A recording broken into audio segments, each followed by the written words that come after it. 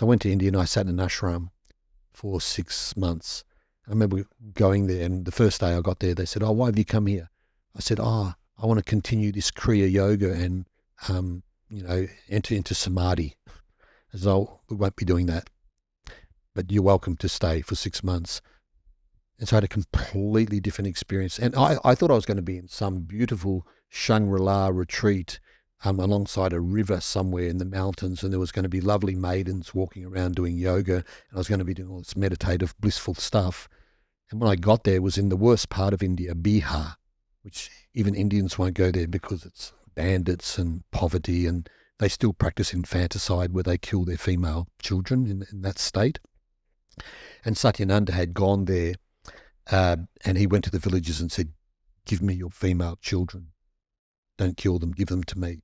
And he raised 500 young girls inside that ashram and schooled them and clothed them. He was a great man, Satyananda Saraswati. And so I went there to his ashram, and it was interesting. I had no idea why I was going there. I thought I was going there to control my powers. And pretty soon, your whole day was scheduled. It was inside a military fort with 15-foot walls, with a locked gate and guards out the front, armed guards with razor wire over the top of it. And it was sparse living. There was no comfort. I shared a tiny room with 2 other guys. The bed I was on was hard. There was no mattress. There was no coverings. There was no pillow. The food was bland. There was no salt, no sugar, no flavorings. It was vegetables and rice, and as bland as could be. And every day I was either doing yoga practice or meditating or cleaning. My job was to clean the toilets, 6 squat toilets that 60 men had used through the night. And I would clean it in the mornings with a toothbrush and a brush and a bucket of water. And for some reason, I was given that job for the first month, and they rotated around. And so, there was also working in the garden. And some days it was crazy, like some of the things you had to do. But I eventually got what was going on. They would get you to get these really, really dusty rugs that had been used for months. And then you would have to go into this room that someone had just finished cleaning, and then you had to belt the rugs to get all the dust out of them. And I'm like, really? They've just cleaned this room. Do as you're told. Just follow the program. So you'd belt all these rugs out, and you'd take the rugs back. Then another team would have to come in and clean the room that I just dirtied. And on Saturday mornings was when you would get an opportunity to leave the ashram and go into the village. And in the village, you had access to internet, telephone. You could buy some sugary treats. It was hedonism. Rewards. Oh, rewards. Dopamine rewards. Yeah, because there was none in the ashram. Because so much for looking for bliss, right? Oh, yeah. Cleaning toilets. Oh, yeah. That was my job. And it was brutal, but, I learned a lot about cleaning the toilets. And I now know that the most important person in the hospital is the toilet cleaner, not the doctor. Not the doctor. The toilet cleaner is the most, because if those toilets don't get cleaned, the disease is going to spread. And so a toilet cleaner it's a good practice. I'm glad I got it. I'll share a little bit what I got out of that. But going back to Saturday mornings was escaping the Spartan conditions of the ashram and going in to have some luxury. So then they would mess with you. And you got used to having Saturday mornings for the first 3 weeks. Then the 4th week, no trips to the village. We have special karma yoga. Karma yoga's the yoga of service. So no trips to the village this week. Karma yoga, we're meant to be excited about it. So this was when it was hot, like 40 degrees. And they got us to, rather than going to town, we had to do this special karmic yoga that was going to be good for us. And we had to get these rocks, pretty heavy rocks that were in the garden at one part of the campus, and walk uphill to another part of the campus, carrying these rocks and place them in another part of the garden. And that was our karma yoga, and it was supposed to be good for our evolution and our karma and all the rest of it. And so the following week, you were really looking forward to Saturday trip into the village because you didn't go the last week and you wanted to email your friends and all the rest of it. Announcement, no trips to the village, this more karma yoga. Okay, so my ego's starting to get really pissed off.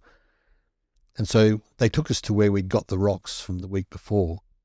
And now we had to carry the rocks back down to where they were the week before and put them back. Wax on, wax off. So I'm now at the point where, okay, these people are fucking with me. Yeah. And what got driven up to the surface was, this is not about me at all. They're not interested in me, my yogic evolution, my conscious expansion, my comforts, my needs. Clearly this has got nothing to do with me, and I'm pissed. I thought I was coming to this beautiful, blissful experience, and they are just messing with me. And this complainer in me got driven to the surface, and it got louder and louder and louder.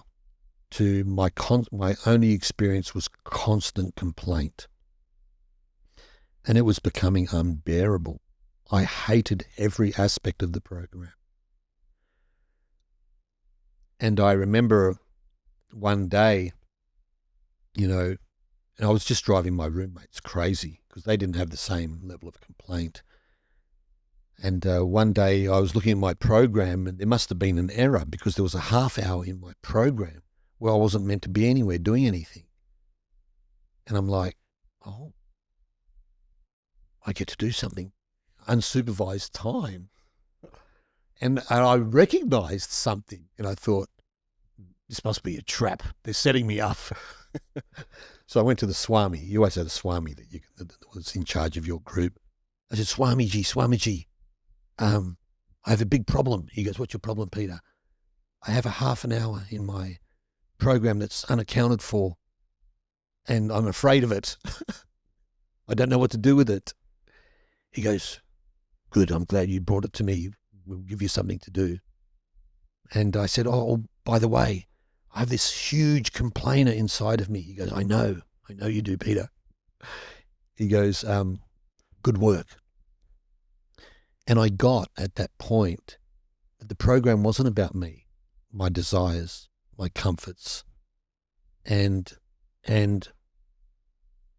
I was smacked in the face with my ego. And how all my ego wants is more comfort, more this, more that, more comfort, more this, more that. And it was the deafening complainer in me was an aspect of my ego. I said, oh, now I know why I'm here. And I said to Swami, I'm here to deal with my ego, aren't I? He goes, yeah, that's what you've come here for. Yeah. I says, oh, wonderful. I said, thank you. Thank you for giving me something to do with this half hour so I don't go and masturbate or seek some hedonistic pleasure somewhere or, ruin the process. And so at that point, I was all in. I'm just going to go with the program for the next 4 months. At the end of the 6 months, I'd booked my ticket, and the train ride from Bihar to Calcutta is overnight, 16 hours. And I'd already been on that train ride, and the trains in India, it's a whole nother experience. And so I thought, I'm going to spend money and I'm going to get a private room.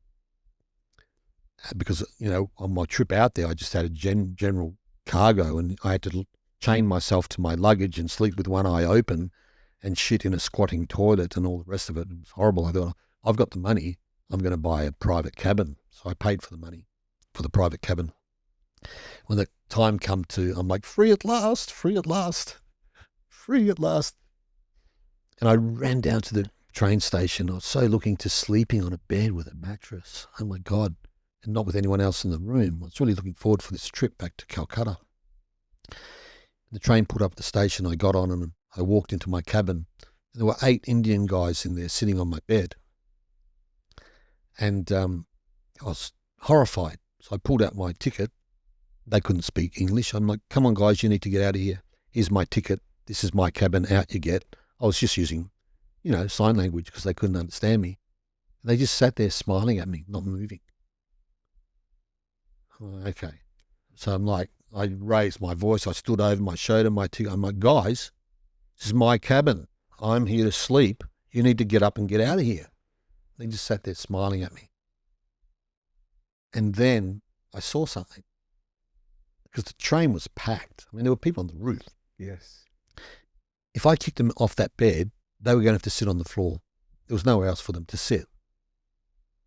And I saw, here's me with my Western culture, my money to buy a private, wanting to laud my status over these 8 Indian guys who were just taking the train. They probably take it every day. And they were sitting there, and I just saw my ego and the dominance play right in front of me. You know, maybe the 6 months I'd just been through helped me see it. And I finally got it. And I didn't want those guys to have to sit on the floor. So I looked at them and I smiled, and I got my ticket and I ripped it up in front of them. And I just calmed down. And when I did that, they moved 4 to the side and made a space for me to sit down. I sat down with them. And at some point they got off the train and I had the cabin to myself and I went to sleep. So what I got out of my yoga, you know, my experience with yoga, I went in there looking for fitness. I discovered pranayama, meditation, deep spiritual practice. I went to the ashram. I confronted my ego and I dealt with my ego. And I had a big ego, pretty big ego to begin with. And so I needed a big program to soften it.